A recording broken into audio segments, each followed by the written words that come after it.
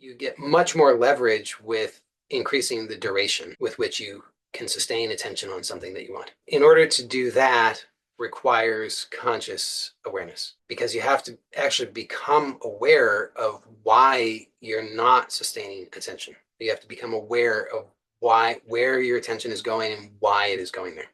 So just notice, so what is it that you want in life? Just form an intention of what you want. Could be long term, could be short term, but something you genuinely want. Just form that intention. And put your attention on that now. And then just notice what happens. So at some point, you'll find that your attention shifts to something else. Now, if you're unaware of that, then you cannot hope to increase the duration with which you sustain attention on something.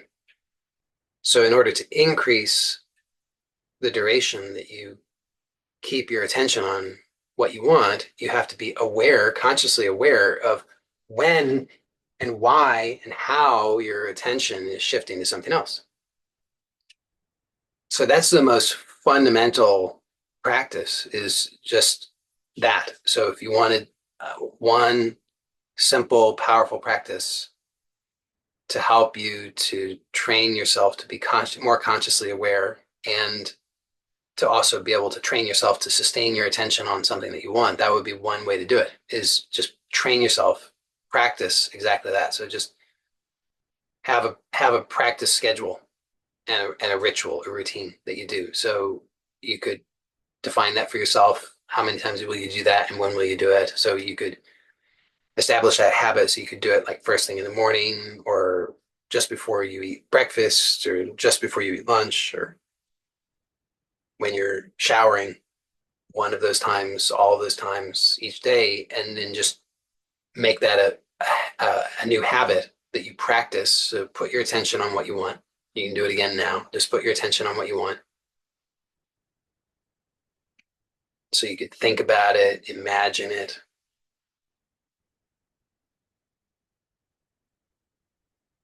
And just notice at what point does your attention move away from that. So I would not recommend that you try and use force. Don't try and strain to hold your attention on something. It's just about becoming aware. Because if you're trying to use force or strain, then you're trying to use your willpower, and that's a non-renewable resource, so you can quickly run out of that. But what you can do instead is train yourself to be consciously aware. So just relax and just be aware and notice what happens. And you notice at some point attention shifts. Well, what does it go to? And how does that happen? What is your experience? What are you thinking? What are you feeling? So by doing this, you can start to become aware of what the actual process is. When you become aware of the process, then you have information that allows you to make intelligent changes. Otherwise, it's inefficient. So you could try and make changes through force, but like I said, it's a non-renewable resource, and you would definitely fail, because if you're not aware of what's actually happening, then you're just going to be squandering your energy trying to resist something. Versus when you have the conscious awareness of it, when you actually are aware of what is prompting this shift of attention. What are the feelings? What are the thoughts? What are you imagining? Become aware of the actual sequence of events in that process. Slow it down.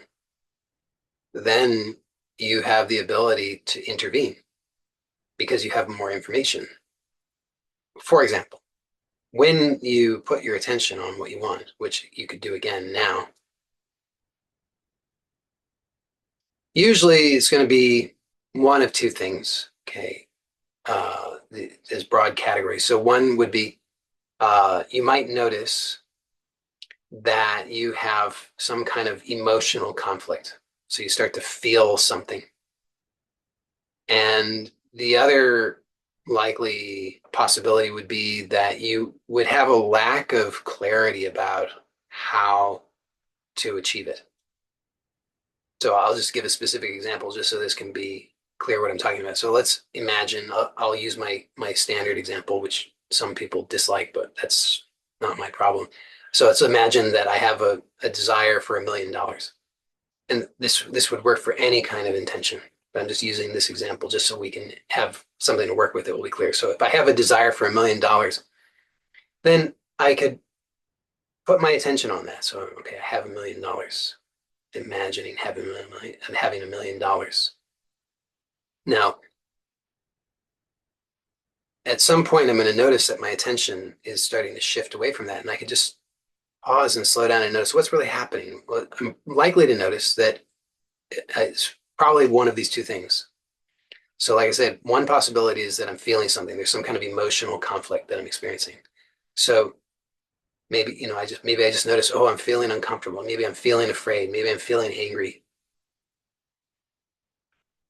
Okay, so I might just notice that. And then I could even slow it down a little bit more and notice, okay, what's underneath that? What's motivating that? What's the process by which I'm getting to that emotional state or that emotional conflict? And there's a process there. So there's some kind of thought or feeling or some kind of thing that I'm imagining.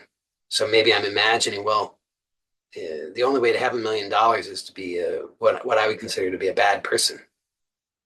So all of a sudden I've identified a belief that I have a limiting belief. In order to have $1 million, I'd have to be a bad person. Only bad people have lots of money. I'm just giving an example. You might not have that belief. I'm just giving an example of something that might happen. So I could notice that there's some kind of emotional conflict, some kind of feeling that I'm experiencing is unpleasant, which is causing my attention to drift away from what it is that I want. Because I'm not, we have a natural intelligence in us that wants harmony, wants ease, wants pleasure. And so you cannot force yourself to sustain attention when it's unpleasant or painful for too long.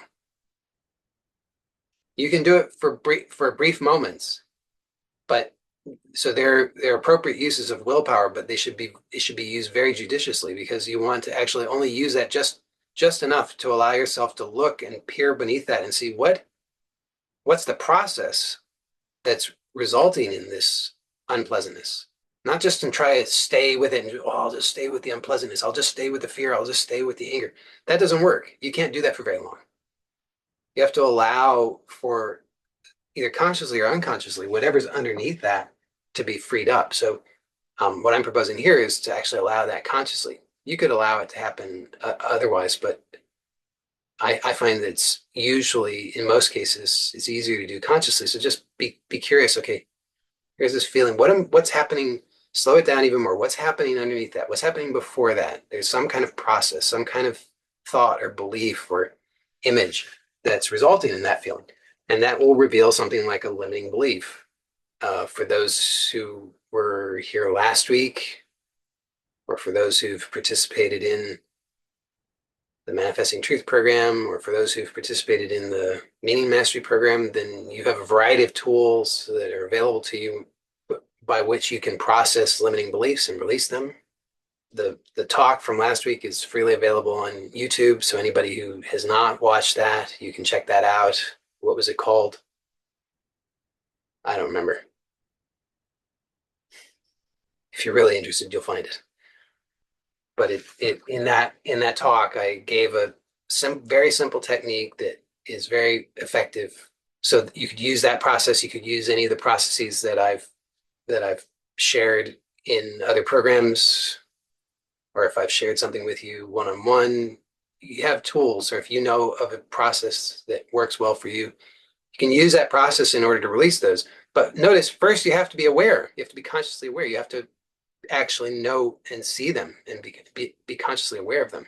The other possibility, like I said, is that there could be some kind of lack of clarity about how to achieve the thing, right? So I gave the one example, if I'm imagining this intention, I have $1 million, and there could be an emotional conflict that could come up, which is what I just described. And so then underneath that would be probably a limiting belief, which could be released, or some other. The same process that I shared last week can be used whether you process it as a limiting belief, you process it just as even just at the emotional level. Okay, but you can use that process to release that.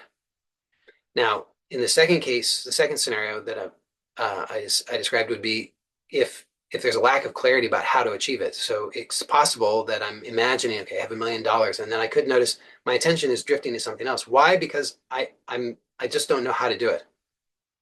So again, there's a natural intelligence in us that wants to put attention on those things that we know how to do.